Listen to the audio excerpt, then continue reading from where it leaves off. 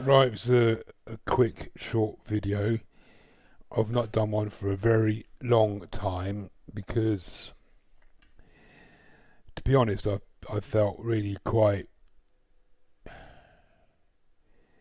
like not being spiritual, not following spirituality anymore, and really feeling quite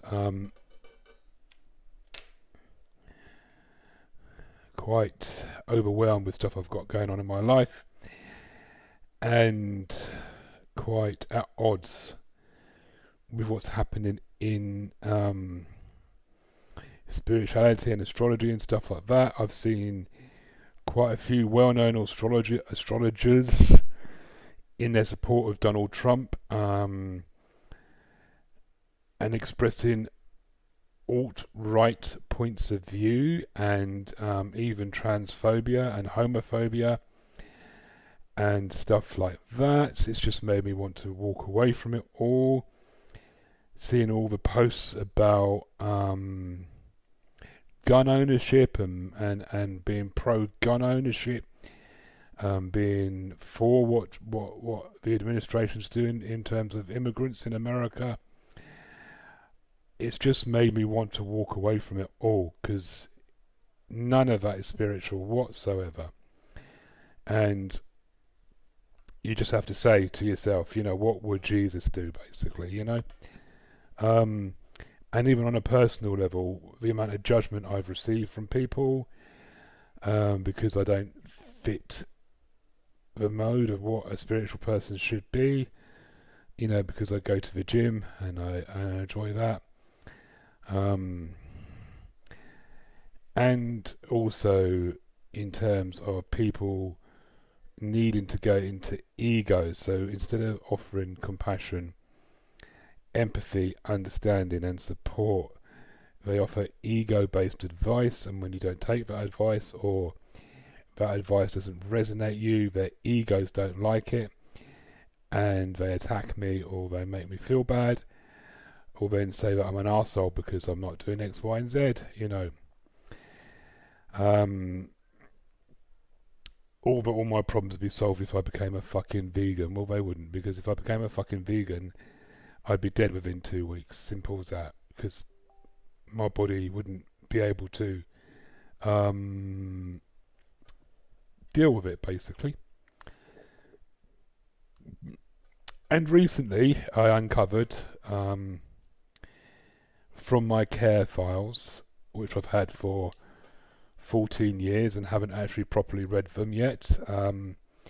These are the records that were kept when I was in the care system, which I was from the age of 5 until 18, and 3 times between the ages of 0 and 5. So basically, I spent 3.5 years at home with my mother. And I have no conscious memory of this whatsoever. Okay, I know I was neglected, so I know she did not take care of me properly. And I thought that is why I was taken into care. Now, it appears I was abused emotionally, physically, and mentally. So, this is an extract of my file, okay?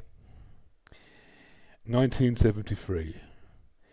Rehousing into temporary accommodation in Isha started further concern in that area. Mrs. Ailiff was frequently depressed. Again, irregular hours were reported for me. I was kept in my bedroom until midday with a dish of cereal left for my breakfast. On one occasion, I was not allowed to come down until my mother had finished her lengthy conversation with the social worker. When I started to cry, she went up and ordered me not to cry and started to smack me as I cried. And a total number of 17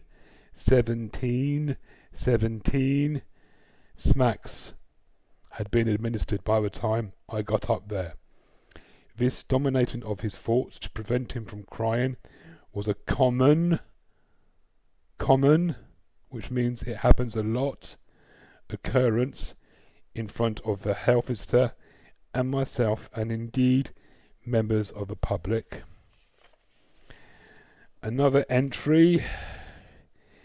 Report from member public about me being hit around the legs and face outside a shop. Another entry.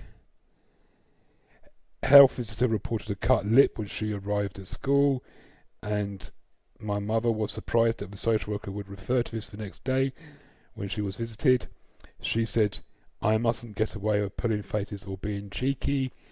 And another entry, row at 4 a.m. I'm screaming. Neighbours wanted to call NSPCC, but reported to social services, knowing the family were known. Okay. Now, I posted that in relation to the mental health issues that have worsened significantly for me over the last few years.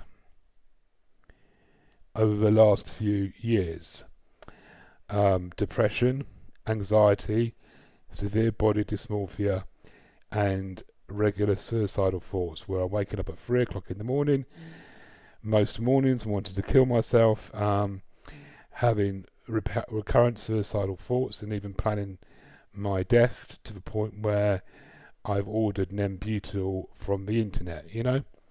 Anyway, I posted that in relation to me really doing my best to get better, which I have done. I've diverted all my energy into getting better, and I couldn't work out why that was. And obviously, now that I've found that information out, you know, it all makes sense of the program that was installed into me when between the ages of 0 and 5. You know, the program of me being unlovable and being bad. You know, the sheer fact that I was punished for wanting love and affection. I was punished for it. It ain't fucking rocket science to work out where my key patterns have come from. Anyway, there was very little compassion or empathy shown to me in when people posted. In fact, one person all went into ego when I pulled them up on that. They went into ego and made me the arsehole, basically. And when I apologised, they didn't even acknowledge my apology.